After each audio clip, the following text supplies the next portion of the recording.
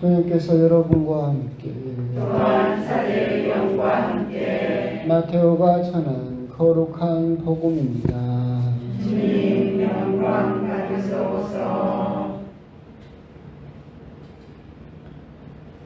그때 예수님께서 당신의 기적을 가장 많이 일으키신 고울들을 꾸짖기 시작하셨다. 그들이 회개하지 않았기 때문이다. 불행하여라 너 코라지나, 불행하여라 너 벳사이다야. 너희들에게 일어난 기적들이 띠로와 시돈에서 일어났더라면 그들은 벌써 차로옷을 입고 죄를 뒤집어 쓰고 회개하였을 것이다. 그러니 내가 너희에게 말한다. 심판날에는 띠로와 시돈이 너희보다 견디기 쉬울 것이다.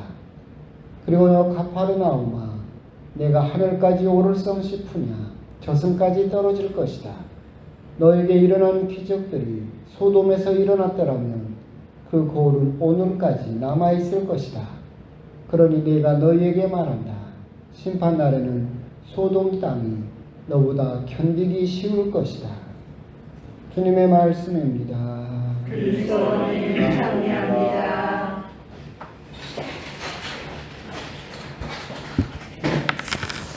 예수님.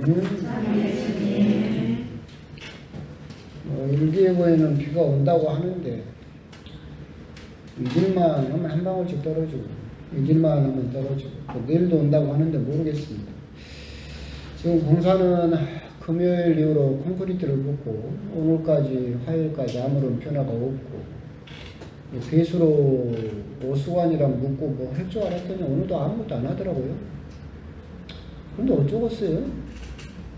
그래도 1월에 와가지고 빈 공터만 보던 것에 비하느냐 많이 발전했죠. 뭐 감사할 일이고 뭐 조급히 한다고 해서 내릴 비가 안 내리는 것도 아니고 그래서 그냥 지금 생각은 그냥 이것도 감사하다라고 생각을 하고 될 일은 될 거니까 또 기다리다 보면 자연스럽게 될 거다라고 생각을 합니다.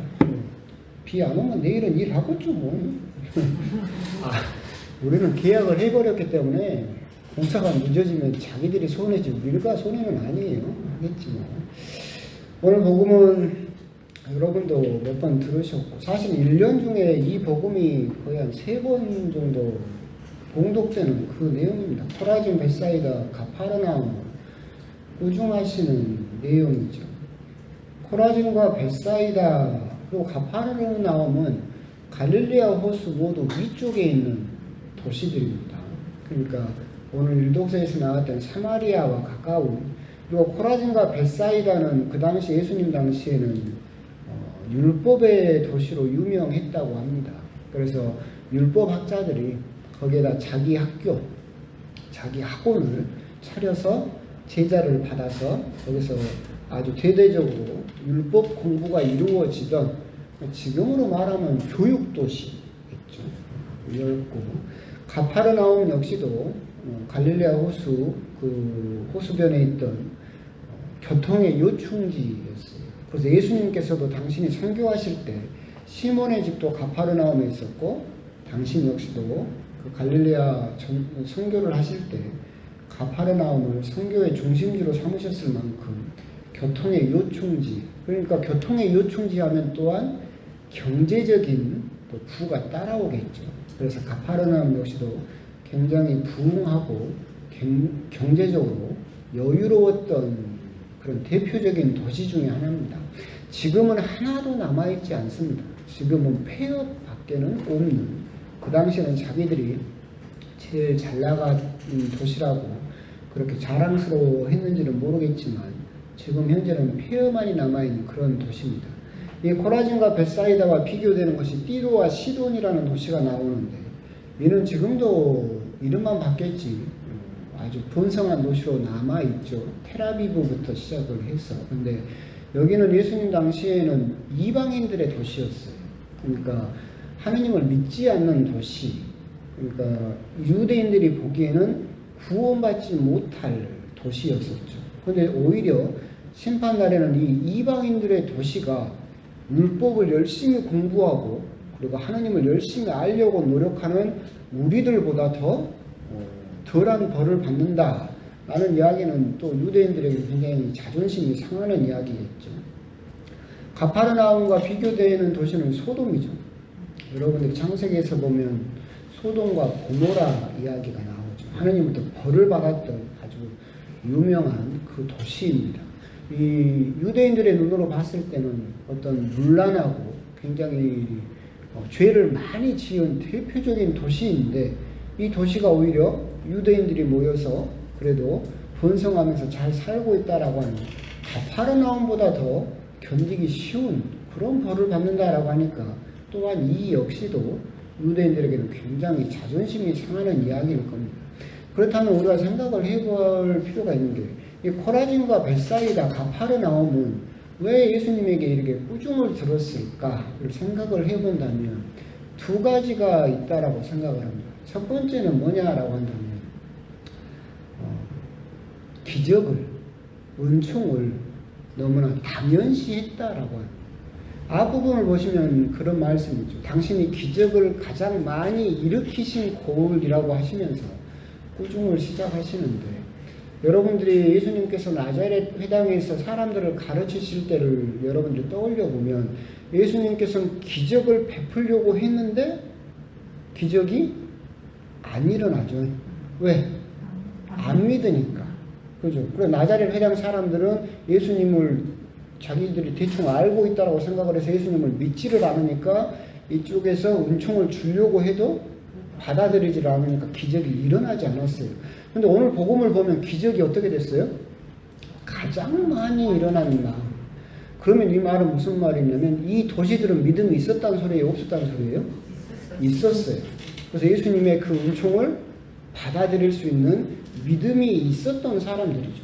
근데 이 사람들을 왜 예수님께서 꾸중하셨을까 생각을 해보면, 첫 번째, 믿음은 있었지만 예수님께서 해주시는 기적이나 예수님께서 해주시는 은총을 당연하게 생각했죠.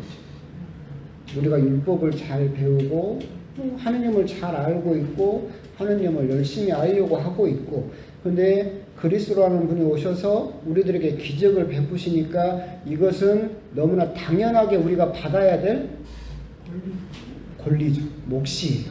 그럼 여기에서 감사할 일이 있어요, 없어요? 없죠. 내가 당연히 받아야 될 걸 받았으니까 감사할 게 없죠. 감사할 게 없으니까 회개할 것도 없어요. 그러잖아요. 당연히 내가 받아야 될 몫을 받았으니까 거기에 대해서는 이건 우리가 연말에 세금 내면 다 내면 뭐 돌려받습니까? 돈 돌려받는 그 이름이 뭐예요? 연말정산 받잖아요. 이 연말정산은 우리들의 당연한 권리죠. 그럼 나라에서 연말정산을 해서 돈을 돌려주면 우리가 감사해요, 어째요? 당연한 걸로. 내 돈 내가 돌려받는데 뭘 감사해? 똑같은 거죠. 그래서 이 사람들은 믿음이 있었지만 기적을 가장 많이 받은 사람이었음에도 불구하고 이 기적을 너무나 당연시하게 생각을 해서 감사할 줄 몰랐기 때문에 기적이 일어나지 않았다라고 하는 것이죠. 두 번째, 이런 일이 벌어진 두 번째 이유는 말씀을 편식하기 때문에 그래요. 무슨 말이냐면 예수님께서 와서 기적을 하시면 받아들이죠. 예수님께서 우리들에게 귀에 좋은 말을 하면 그것은 받아들여요. 근데 회개하라는 말은 안 받아들여요. 그러니까 말씀을 어떻게 하는 거예요? 편식하는 거예요. 내가 듣고 싶은 것만 듣고 나에게 거슬리는 것은 안 들어요. 그러게 되니까 이런 결과가 도출되게 되었다. 말씀과 은총을 편식하게 되면 결국은 수많은 기적을 목격하고 경험함에도 불구하고 자기가 회개할 것이 없다라고 생각을 해버린다는 거죠. 그런 면에서 우리 역시도 코라진과 벳사이다와 가파르나움에 대해서 우리가 생각을 해볼 필요가 있겠죠. 이것은 이 도시들은 지금은 폐허가 돼서 없어진 도시이기 때문에 우리하고는 아무 상관이 없다라고 생각할 수도 있겠지만 그렇지 않다. 이 이름으로 우리 역시도 불릴 수 있다. 너 누구야? 불행하여라. 너에게 보여준 내 기적, 너에게 준 은총을 안 믿는 딴 사람에게 보여줬다면 그 사람들은 진짜 회개했을 것이다. 근데 너는 그 기적과 그 은총을 받아놓고도 내가 성당 다니니까 하느님 다니고 믿고 그리고 내가 열심히 했으니까 기도도 열심히 했고 미사도 열심히 나갔고 봉사활동도 희생도 내가 다른 사람과 비교해서 너무나 열심히 했으니까 그 기적은 당연히 내가 받아야 될 몫이다 라고 생각을 해버리면 전혀 회개할 것이 없게 될 것이다. 또 우리 역시도 그렇게 복음이라든가 성경이라든가 수많은 말씀을 듣지만 그 중에서 내가 듣고 싶은 말만 골라서 듣고 회개하세요 그러면 귓등으로 훅 지나가 버리고 그것은 안 듣는다. 그러면 똑같이 가파르나움과 같은 꼴을 면하지 못하게 될 것이다. 그래서 오늘 복음을 통해서 우리가 한번 곰곰이 묵상을 해보실 필요가 있는 것, 그것은 나는 하나님의 은총을, 하나님의 기적을 감사하고 있는가, 그리고 그것을 당연하게 생각해 버리고 있는 것은 아닌가. 내가 받아야 될 몫을 그냥 받고 있을 뿐이다 라고 생각을 해버리고 있는 것은 아닐까. 두 번째, 난 하나님의 말씀을 그냥 통째로 다 받아들이고 있는가. 그 중에서 골라서 받아들이고 있는 것은 아닌가. 여러분 자동차 사면 옵션 있어요, 없어요? 있죠. 그럼 여러분 옵션을 넣고 빼고 할 수 있죠. 그렇게 신앙생활을 하는 거예요. 신앙생활 하는데 이 옵션은 넣고 이 옵션은 빼고 그렇게 해서 내가 신앙생활을 하고 있는 것은 아닌가. 신앙이라고 하는 것은 통째로 다 받아들여요.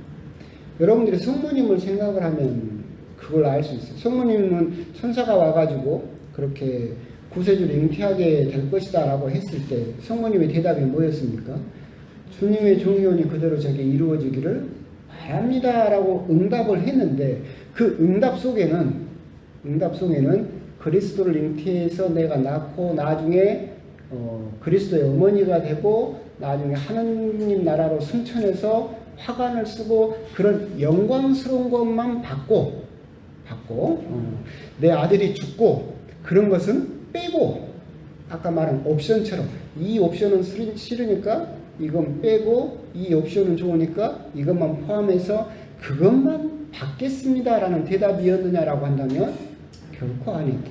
그 모든 것을 통째로 다 받겠습니다라는 의미로 그 대답을 하셨다라는 걸 생각을 할 때 우리 역시도 신앙을 마치 옵션처럼 넣고 빼고 내가 고를 수 있다라고 생각을 해버릴 수도 있겠다. 그렇게 되면 가파르나움과 같은 이름으로 불리면서 꾸중을 들을 수 있다라고 하는 점, 그런 점에 대해서 오늘 복음을 통해서 곰곰이 또 묵상을 해보셨으면 좋겠습니다. 아멘.